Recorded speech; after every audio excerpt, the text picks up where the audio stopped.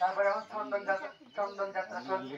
অক্ষয় তৃতীয়া গেছে কয়েকদিন আগে, জানেন না আপনারা? অক্ষয় তৃতীয়া কয়েকদিন আগে অক্ষয় তৃতীয়া গেছে, অর্থাৎ ইংরেজি মাসের 30 তারিখ ছিল, 30 এপ্রিল অক্ষয় তৃতীয়া ছিল। এই অক্ষয় তৃতীয়াতে ভগবানের গায়ে চন্দন মাখানো হয়। কেন? ওই অক্ষয় তৃতীয়াতে সবচেয়ে বেশি গরম হয়, প্রচন্ড গরম হয়। এই চন্দন মাখানে গা ঠান্ডা থাকে। এটি ভগবানের একটা সেবা। আমরা যেন ভগবানের সেবায় যুক্ত থাকি, ভগবানের একটা লীলা যে আমার গায়ে চন্দন মাখাও। তো চন্দন মাখানো মানে কি? একটু কৃষ্ণের প্রতি আপনার চিন্তা থাকবে, একটু কৃষ্ণের সেবা করার একটা ভাব থাকবে যে আমি ভগবানের গায়ে চন্দন লাগাবো, আমি চন্দন বাড়ছি। মানে কিছু সময় আপনার ভগবানের সেবায় লাগবে। এই সংসারে আমরা কত সময় কত দিকে কাটাই না?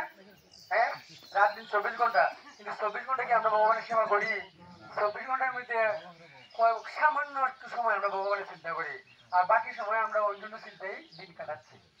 তো যাই হোক, আপনাদের, আমরা বাংলাদেশে জন্মগ্রহণ করেছি, আমরা বাঙালি, আমরা অত্যন্ত গর্বিত। কেন? স্বয়ং কৃষ্ণ, দাবরের কৃষ্ণ, স্বয়ং কৃষ্ণ এই কলিযুগে মহাপ্রভু রূপে অবতীর্ণ হয়েছেন আর বাংলা ভাষায় কথা বলেছেন। হরি বল। বাংলা ভাষা